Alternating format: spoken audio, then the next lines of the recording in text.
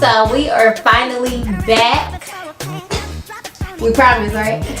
We are back. I know we've been promising this video about our wedding and leading up to it and how we planned it and everything for about 6 months now. But look, life hit us. We were studying. I started it was my second year of my master's program. He started law school.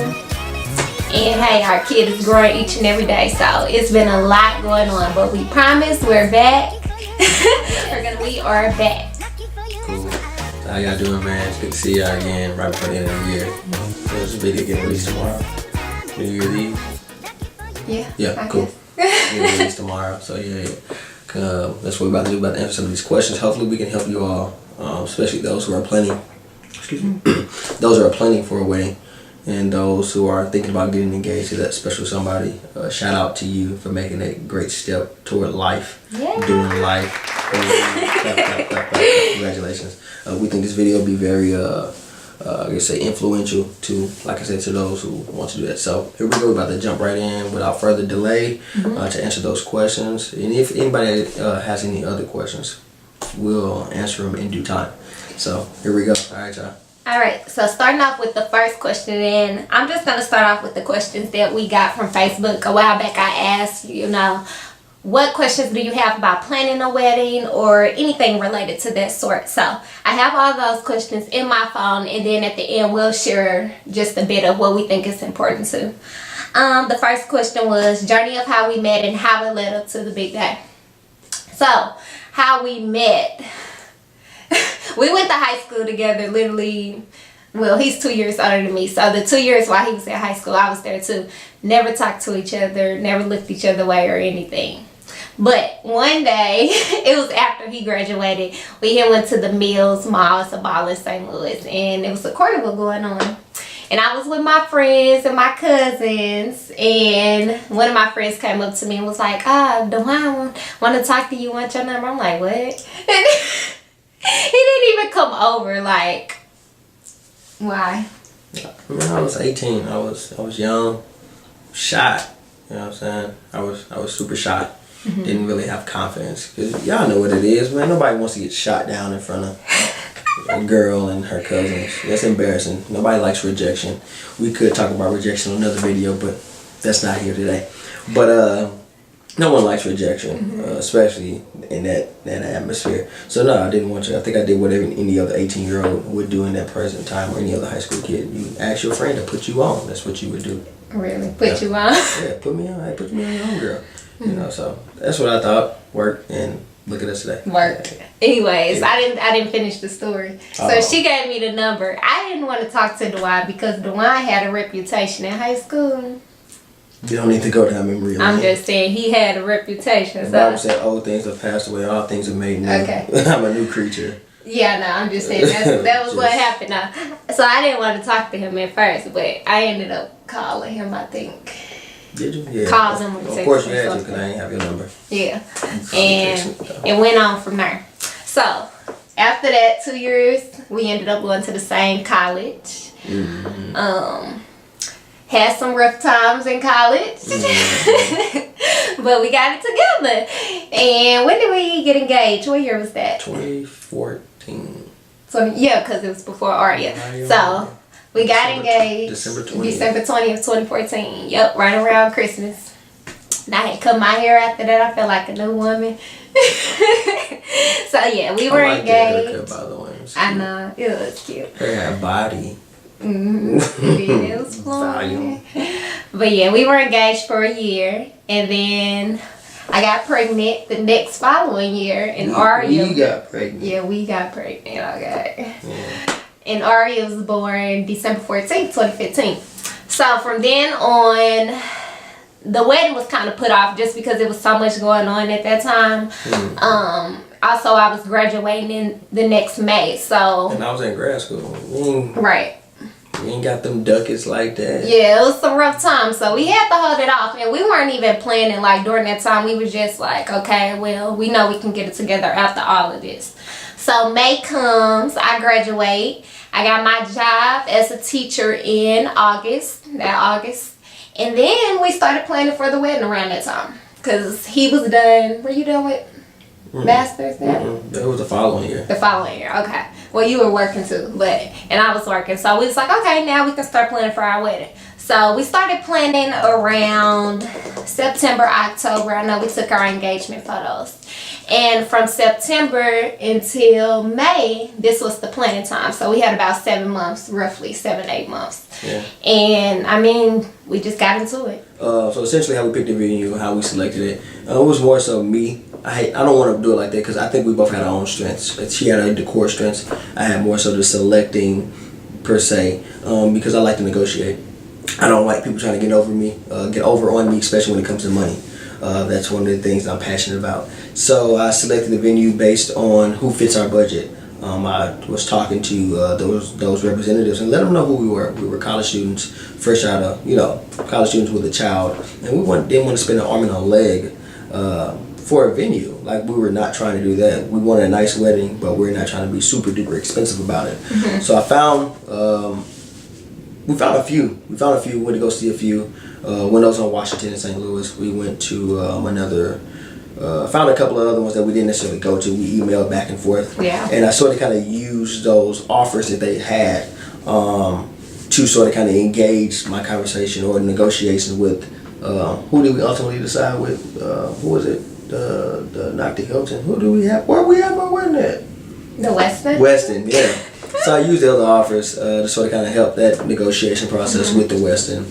And once they saw that, they sort of kind of reduced their typical price or average price and sort of kind of fit our budget. And I thought that was really dope. I thought it was really awesome for them to sort of kind of try to help us out, and they did. So that's how we ultimately decided on the venue, because they worked, like I said, a lot with us. Yeah, and definitely. And one thing too, because at first I wanted the ceremony in a different location, but the location where I wanted the ceremony, they were booked for the day we wanted. Tell them where it was. I mean, the Jewel Box in St. Louis. Yeah. But they were booked for that day. Which is a nice place. It was really pretty. Mm-hmm. I wouldn't mind having it there either. Yeah, but the thing is, the Jewel Box actually had a better offer for the ceremony than the Westin did. I believe the Westin, they have like a separate fee. So they have the reception fee, and also if you want your ceremony there, they're going to charge you another fee. Mm-hmm. And that fee was roughly around $750. But at the Jewel Box, it was $500. Yes, So, since they were booked for that day, we mentioned that to our wedding coordinator at the Westin, and she was like, okay, well, we can get you in here for $500. She gave us the same price. Exactly. So, that's a helpful thing for you guys to know when you're planning a wedding. If you see a better offer somewhere else, mention that to where you want to have it at, because more than likely they'll take you in for that offer because they want your business. They want your business. Yes, so I think that's important. That is important. I forgot to mention it, but yeah, definitely. There's a lot of different negotiation tactics that you can use, but a lot of it, like I said, is using what you see somebody else. You're like, oh, we really like this place, but we really want to go with you, and you just, by developing that relationship, talking to those people, they understand that you want to give them their business, and they'll definitely work with you and reduce their cost too. So yeah, just work with them. Don't be ignorant. Just work with them. Be honest. Yep. The next question was saying a ballpark range of expenses. So, just starting where we had ours at, sometimes you can find cheaper places too, but nowadays, a majority of the places want you to use their catering. Yeah. So that's a big issue when it comes to trying to find a place. Because at first we were trying to find somewhere where we can bring in catering, just so we could lower the expense. But we chose to go with a hotel. It best suit us. What may work for us may not work for you, but we're just giving you what what worked for us. So starting off with that, like I said, the ceremony was $500. Now, booking our reception at the hotel, we didn't have to pay a hall fee. The fee was basically built in per person. So, no hall fee, but we did have to pay around $44 per person. Yeah. And the per person fee included the food, basically. That's what you were paying for, the food. Yeah, basically plate. You also can negotiate that. That's what I did too. I negotiated those prices. I think I used Windows on Washington prices and then somebody else's. And I was like, yeah, their per plate special blase was this is what they offered us. And I was like, I see yours is around $90, which is what the Westin typically offers. Somewhere around that $90 per plate to $100 per plate. And I was like, no, we're not paying that. We can't afford to pay that, but we want to be here. So I think they reduced it, like she said, around 40 something bucks. Yeah. And I think that was pretty reasonable. I think it was pretty fair because they still wanted to make a profit. We have to understand that too, it's still a business. Which leads us to, I don't know if she wanted to get to this question next, but I think which leads us to the guest list question. How do we, what are some things that we compromise on? The guest list was one of them. And if we could have had more people there, we would have loved to have, over 200 guests. We would have loved to have that. But when you got that per plate cost, I think a lot of people who've already been married understand that this is the bulk of the wedding. When you talk about food, the per plate cost is crazy. Yeah. And so when you got somebody charging you $100 a plate or $40 or $30 a plate, it starts to add up. And that's why we only had 100 and... Well, at the end, it was about 140. 140, yeah. Yeah. And it was 75 or 70 something, somewhere around there. Just we split it up in two, half and half. Yeah. And, which was definitely a compromise because I have a large family. So since I have a large family, I wasn't able to invite all my friends that I would have wanted to invite. That's true. That's true. And a lot of family members didn't even, get selected. And I know some people that probably had some hard feelings about it. But I mean, if you be reasonable about it, I know you may yank my chain like, oh man, I get invited. But if you're reasonable about it and being understanding, you're like, okay, I get it. They're college students. They didn't have it like that, but we get it. And I've heard some people even say some stuff like this, which is crazy and outlandish. Why have a wedding when you can't afford to bring everybody? And I was like, are you serious? I was like, I can't believe somebody would fix their lips to say that, like the audacity. But I don't know who said it. I just heard it through the grapevine. So, yeah, man, some people can be so harsh sometimes. But, man, if you understand it and if you're being realistic and honest with yourself, everybody can't come. Nobody has, I ain't gonna say nobody has it like that, but we ain't got it like that. And it's not what we're not doing stuff like that. All right. So that's what we compromise on. That was one of the compromises. So going back to the expenses, so like we said, we had at the hotel we had to pay per person. As far as alcohol and stuff like that, they offer it, but we chose not to go with it. We had an open bar, so that just not open bar. We had a cash bar. I'm tripping. We had a cash bar, so that means your guest just pays for their drink if they want to get something to drink. But having a cash bar would actually cut down a lot because how much was it if we wanted to have open bar? I'm not sure. I feel like it was $1,000 or something. It's about $1,000 or $2,000 extra dollars. So yeah, it does reduce your cost a lot. yes. Another big thing you get hit with. Now this is crazy. So after you add up all your guests and everything, they have a gratuity and they also have a what is it? Sales tax. Sales tax.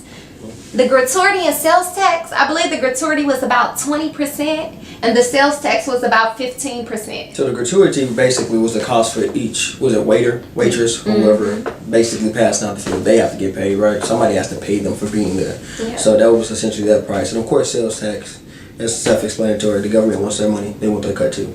So of course we had to pay that, and which was what, $1,400, $1,500? It's about $2,000 extra added on to that. It can get extremely expensive. So the higher your wedding cost, the higher your gratuity sales tax is going to be.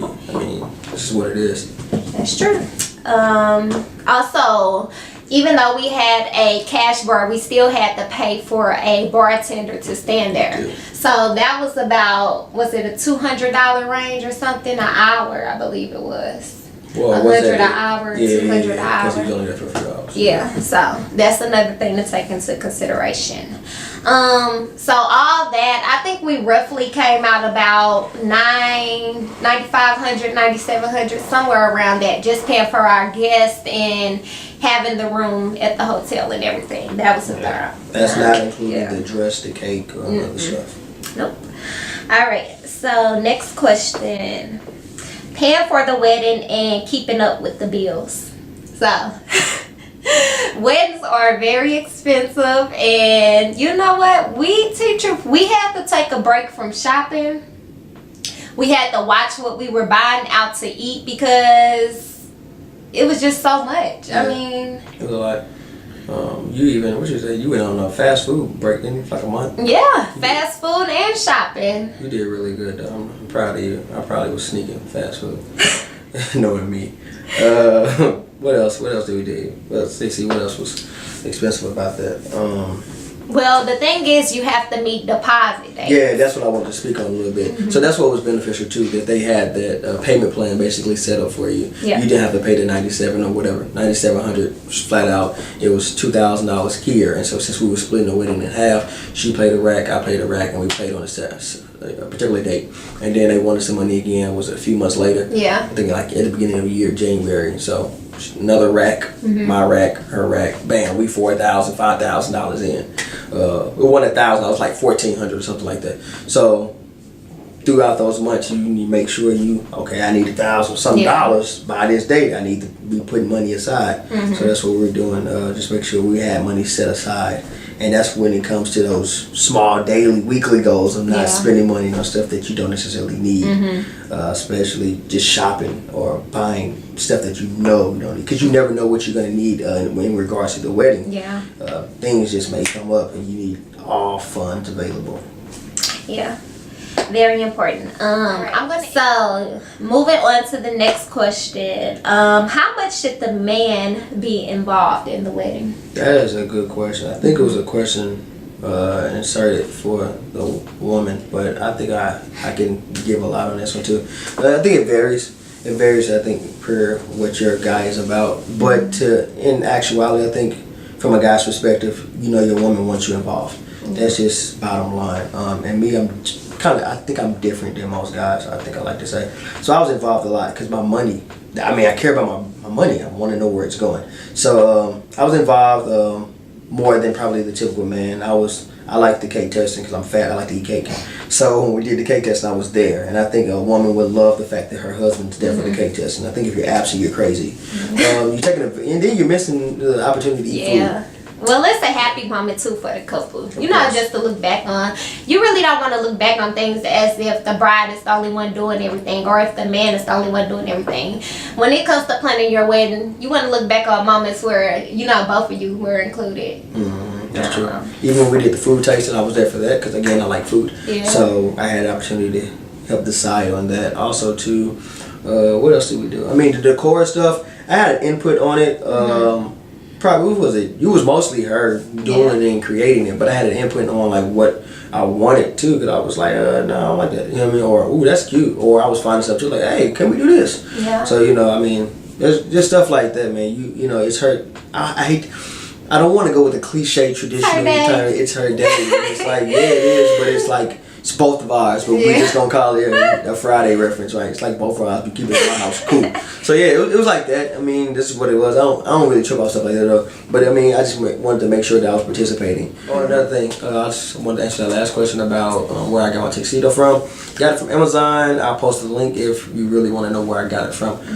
Got it from Amazon. I advise you to not go to Savvy, because Savvy does not do a good job when it comes to tailoring your tuxedos.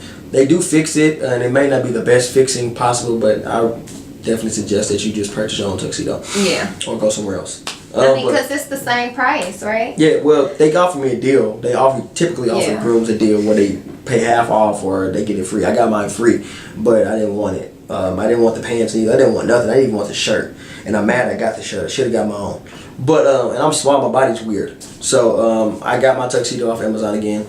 Bought it. Still got it. And I got it tailored myself, and it was still like $140. So it'd be about what you were paying anyway for a regular tuxedo. So that's what my suggestion is, and then my advice moving forward if you want to do that. Yeah, so we're gonna end it here. We are gonna make another video probably in the next week or two, basically just explaining our experience and what we wish we would have did. Just to give you guys some hints on your big day, what to look for when you move forward closer to that day. Yep, that's it. Yep, so thank you guys for watching. Stay tuned because we're going to show our wedding video in the next one.